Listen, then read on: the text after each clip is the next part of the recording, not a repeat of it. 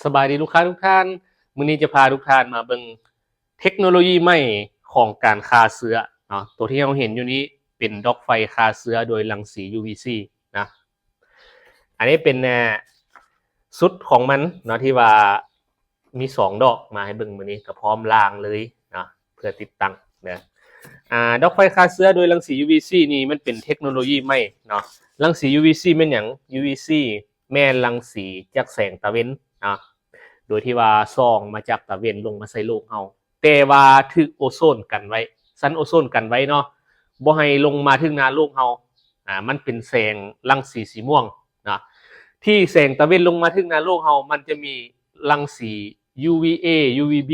แต่ว่าตัว UVC หันแม่นถึกโอโซนกันไว้นะเป็นรังสีสีม่วงผู้ดีว่าเทคโนโลยีของโลกเฮาค้นพบรังสีสีม่วงหันมันเป็น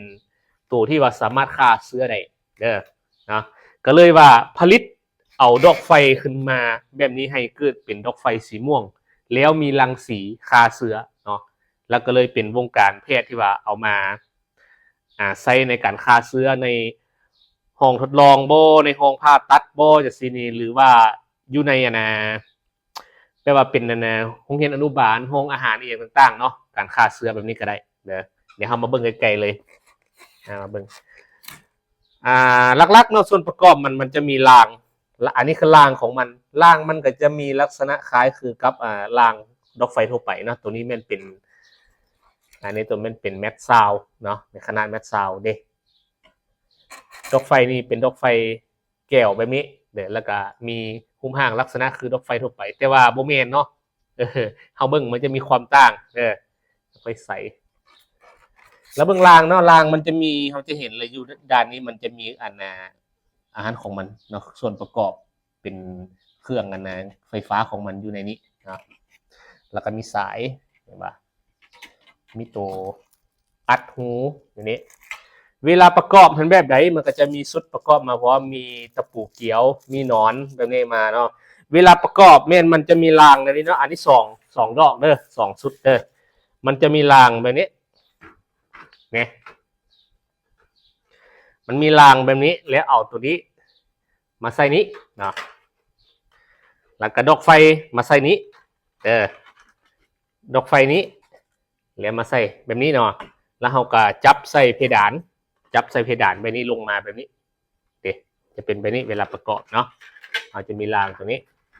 รังสี UVC นี่ดอกไฟตัวนี้นี่บ่สามารถที่จะเวลาเราเปิดแล้วบ่สามารถที่จะให้คนเข้าไปอยู่ในห้องนั้นได้เนาะเพราะว่ารังสีตัวนี้มีความอันตรายถ้าว่าถึกกับผิวหนังเรามีความเสี่ยงจะเห็นให้เกิดเป็นโรคมะเร็งเนาะตัวนี้นี่ต้องได้ระวังเวลาเราติดตั้งแล้วเราเปิดคนต้องออกนอกห้องไปเนาะถ้าว่าเป็นห้องผ่าตัดซึ่งคนออกนอกห้องแบบไต่ไฟเพื่อฆ่าเชื้อเนาะโดยที่ว่าแสงมันฮอดบ่อนใดมันก็ฆ่าเชื้อได้ละเอียดฮอดบ่อนนั้นเนาะเป็นรังสีม่วงเขาเอิ้นว่าตัวนี้นี่เนาะย้อนจังซั่นนี่ต้องได้ระวังเนาะเวลาการใช้งานตัวจริงเนาะอย่าไปถือเบาว่าน้อยแล้วว่าเข้าไปแล้วก็เปิดย่างเซยนี่บ่ได้เนาะอันนี้คือเทคโนโลยีใหม่สมัยใหม่แต่ก่อนยังบ่มีเนาะเดี๋ยวนี้เขาค้นพบและผลิตมาใหม่เป็นแบบติดตั้งใส่เพดานตัวนี้นี่ใช้สำหรับห้องผ่าตัดเนาะหรือว่าห้องทดลองเองต่างๆเพื่อว่ากำจัดเชื้อหรือว่าให้เชื้อจังซี่นี่นะแล้วมันยังมีแบบที่ว่าเป็นขาตั้งหั่นก็เคยรีวิวให้เบิ่งแล้วเนาะตัวนี้แม่นเราจะจัดส่งให้ลูกค้าโดยที่ว่าลูกค้าอยู่ตั้งแขวงต้องได้ติดตั้งเองเนาะติดตั้งก็ให้สร้างติดตั้งเป็นลักษณะคือโคมไฟธรรมดาทอดแต่ว่าเราต้องได้เบิ่งรายละเอียดมันก็มีคู่มือการติดตั้งเนาะความยาวนี่คือโคมไฟธรรมดาแต่การใช้งานนี่ต้องได้ระวังอีกหน่อยนึงถ้าว่าลูกค้าบ่เข้าใจมองใดก็สามารถที่จะปรึกษาพวกเราได้ขอขอบใจ